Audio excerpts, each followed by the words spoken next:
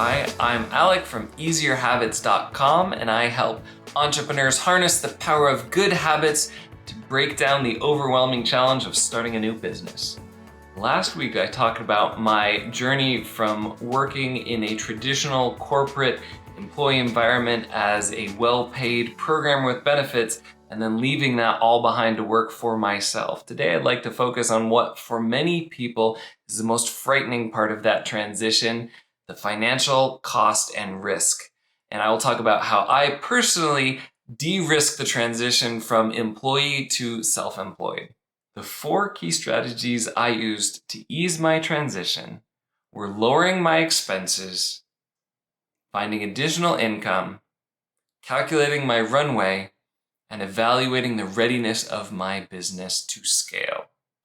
The first strategy I used was lowering my expenses.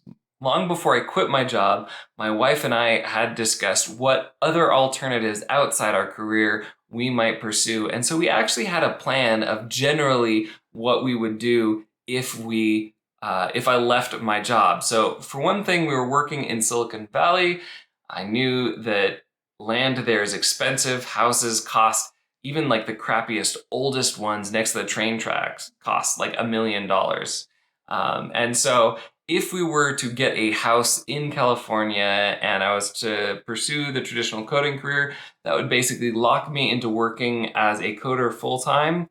And that would also place some limits on what my wife could do, as she would also have to do a lot of taking care of the kids, or she would be working to pay someone else to take care of the kids. This happens quite a bit in California. So we realized that it was very expensive there.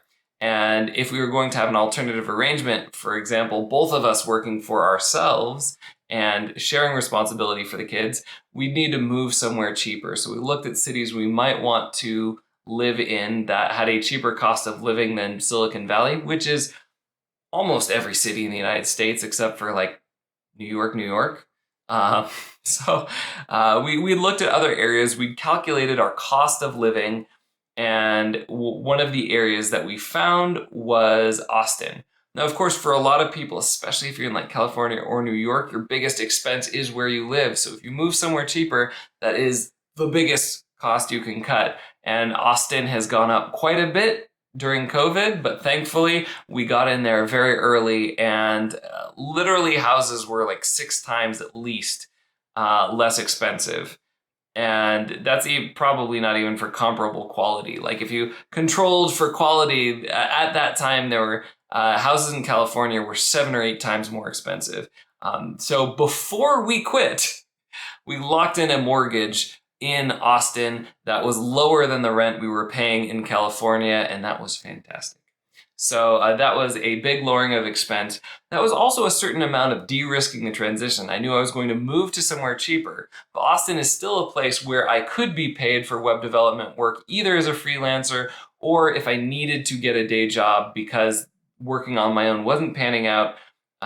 There was that to fall back on. So I was not only calculating cost, I was calculating risk, and moving to Austin was less risky than moving perhaps to another area that doesn't have as much web development. Even Portland, for example, that has some tech, is not as full of entrepreneurs and specifically web apps as Austin is. Plus, Austin, at least traditionally, has been one of the places that has the best salary to cost of living ratio. So if I ever needed to go back to working for a company as a front-end web developer, then that was a fairly low-risk thing I could do. Now, are those all of the costs? No, those aren't all of the costs. So we factored in to our cost structure subscriptions. So let go of subscriptions that you need. You look at your spending habits, reduce other things, see how much you can lower your expenses. Even if you have some kind of side income or your business is making money, it's just a good exercise to lower your expenses. If nothing else, even if you have a super long runway, which we'll talk about later, it signals your commitment to the process of working for yourself. And that was for me a very important piece of saying, hey, I'm actually serious about this. I'm going to start to make life changes so that I can move into working for myself. On the other side of the equation from expenses is strategy number 2, finding supplemental income. So my wife and I both wanted to start some new ventures here. My wife did have some existing clients from a part-time job that she could take with her virtually to do her teaching and tutoring. And so that was one source of income. Realizing that I would need another source of income to help the transition, I actually negotiated with my employer. So I was quitting my job. However, I knew that I'd done a good job. They liked the job that I did, and they'd need time to find somebody new. And when they did find somebody new, they'd want me to help onboard that person. So I negotiated a very nice hourly rate for a part-time job that would allow me not only to cover expenses, but to save up some additional money for 6 months while I started diving more deeply into building my own business. Now, to be perfectly honest, after that 6 months, I could have renewed the contract, and I actually did sever ties completely so that I could focus more on becoming a coach, because it was a little bit hard to grow my business part-time. And a lot of people do find that that happens for them, that either they need to, get fired, which precipitates them working on their business, or quit their job and have some full-time focus on their job, because there is so much to learn working for yourself. However, that was a great strategy that allowed me to save up income, making a California salary in a less expensive place. I kind of used both of these two strategies together to maximize the amount of money I'd have saved up for when I was scaling my business. So strategy number 3 for de-risking the transition to working for yourself is calculating your runway. Runway is how long you can operate before you can't pay the bills, essentially. And a basic calculation would be your total savings divided by your net monthly expenses. And that would give you the number of months you can operate before you need to find another avenue of income to pay the bills. So, of course, that's your net monthly expenses. That means that if your expenses are greater than your income, then you're eating through your savings and your runway is getting shorter and it's a countdown till 0, right? If your income is actually bigger than your expenses, then you basically, for that time period, as long as you have the same expenses and the same income, you're actually increasing your runway, and your runway becomes infinite, which is a great place to be. So basically, looking at runway, what I did even before I quit my job is looked at how much money my wife and I had saved up, and what our expenses might be in Portland, what our expenses might be in Austin, what expenses we might have in other areas. I made sure to add in expenses that I would have as a freelancer that I wouldn't have working for someone else, like paying for healthcare for my family, etc. So I'd calculated those, and so that's kind of the shortest and most brutal runway, right? That if I had 0 income. But then my wife does have some income, so I ran some figures on, for example, how long of a runway might we have if my wife could maintain her current income, which she has, which has been great. That's part of our supplemental income. Now, as I mentioned before too, because I really wanted to start off on a strong foot and save up some extra money, I had negotiated additional income with my employer. So actually, for the first 6 months after I quit my job, I was still working there part-time, and I was actually building up runway. And then eventually I quit that, and at that point our expenses became lower than our income, and we had to think about how much runway we had. Now, I felt really safe because we had years of runway. There's still some opportunity costs in the fact that we're burning into our savings rather than saving up money for retirement, and that's kind of a calculation you want to think through. But what I had done to make sure that at least I would never have to worry about how to pay my bills, I calculated how much runway I would need to find a job. So it might take me a month or two if I haven't been focusing on coding to vamp up my coding skills. There's always new developments in front-end web development. So yeah, chances are I need, potentially a month or two of preparation, And for the sake of this, I'm going to assume that I'm not interviewing at the same time. I'm trying to be really conservative here, or really generous, I guess, in my estimate. And then how long would it take me to find a job? Now, typically, being a developer is high in demand. So I have found a job, within a month. Actually, when I moved from Japan back to the United States, I got a job offer within a week, although I'd been interviewing over the phone and doing like virtual interviews and whatnot beforehand. So it was probably a full month. So the most compressed timeline probably is a month or two. To be more generous, 3 or 4 months would definitely be enough for me to get a job. And because I am risk averse, I'm not necessarily like crazy, like throw it all to the wind sort of person. I added an additional buffer. And so for me, my personal goal of runway was 6 months. And what that meant is when I got down to 6 months of runway, I'd start looking for another job. And in that way, I could de-risk the transition to working for myself. I will never have to worry about how to keep the lights on because I have a precise plan of when and how I would get additional income I needed if I ran my runway down. Although when we calculated out the actual runway with the supplemental income we did have, it was years. So we were pretty safe. It was pretty, it was not risky. It always feels a little bit risky. And like I said, there is that actual risk of like eating into your savings versus like saving up money for retirement. That is like the biggest risk I took.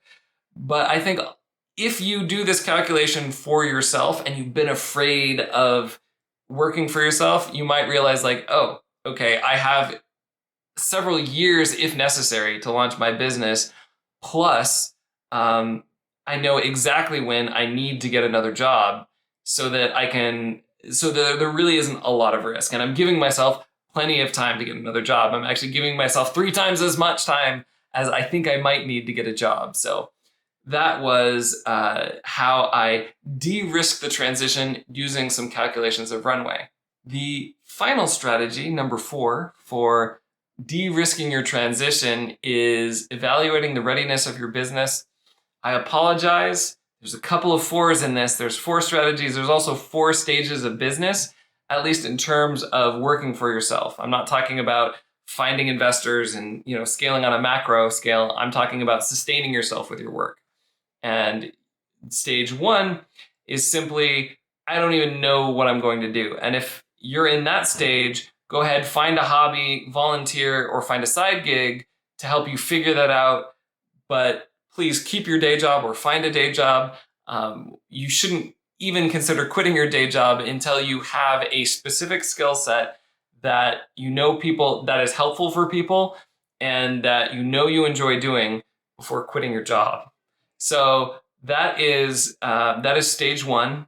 And then stage 2 is that you know what you want to do for a job, but you don't have income yet. You have maybe some tests or validation. So for example, before I quit my job, I had reached out to people just on Facebook and asked them what goals they had and if they wanted any like coaching session for their goals. And I coached people in different areas. I found some areas of coaching that were not for me, some areas of coaching where I had validated that even though I was doing that for free for someone, that my services were helpful. I kind of honed my approach to coaching. I was writing a lot of blogs to kind of figure out what aspects of coaching I want to focus on. And so I was in stage 2 at that point. Now, you can quit your job if you're in stage 2, but it is a lot riskier and it depends on your risk tolerance. So that's stage 2.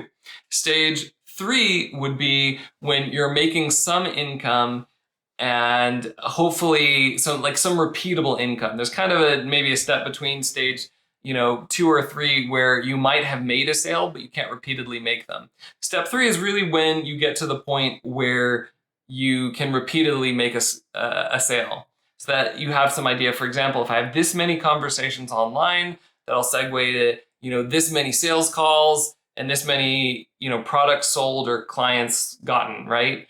And if you can calculate that and say, well, I'm working half-time. So if I doubled the amount of hours I call people, I could get clients faster. And if I keep X amount of clients in this time, right? You can calculate how long it will take you to scale to the point where your business is covering your expenses.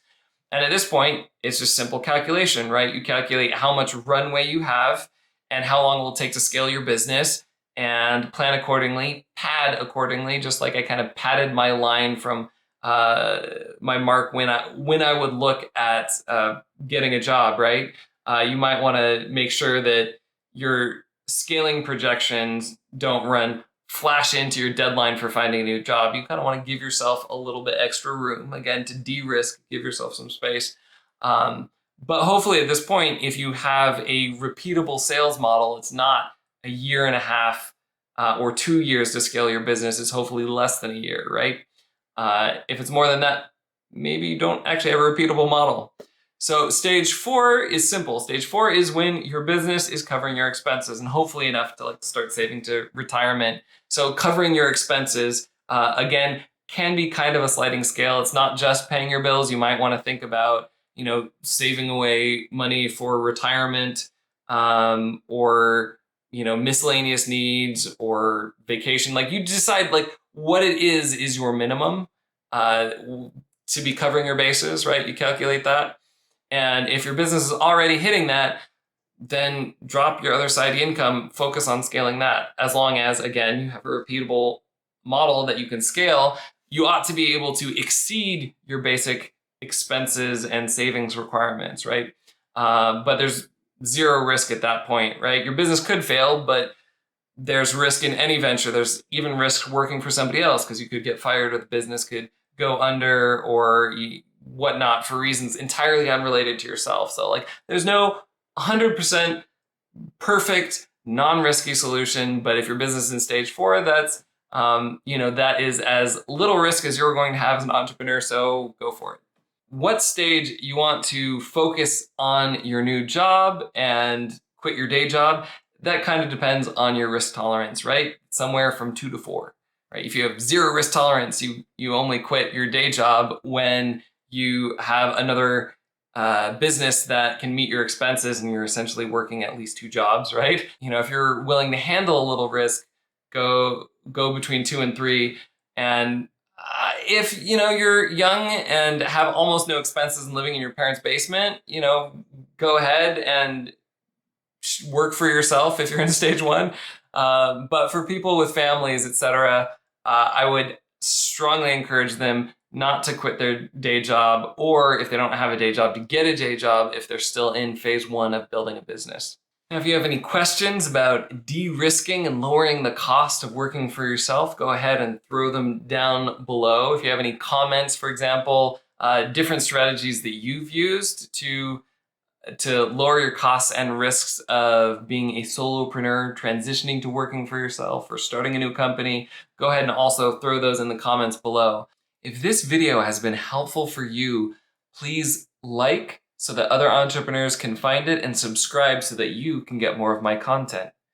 If you would like help navigating the multiple steep learning curves of becoming an entrepreneur, go ahead to easierhabits.com and sign up for a free consultation. I can help you establish your goals and next steps. And if you're interested, no pressure, we can continue in weekly paid coaching sessions. My clients find that they are less stressed and anxious, more confident, more excited about their work, able to start health and productivity habits that keep them at their best, habits that they haven't been able to keep for years, and that ultimately they start and launch projects that they have been putting off for months and years and gain a velocity and momentum in their business that they did not have on their own. Until next week, make big changes, one small habit at a time.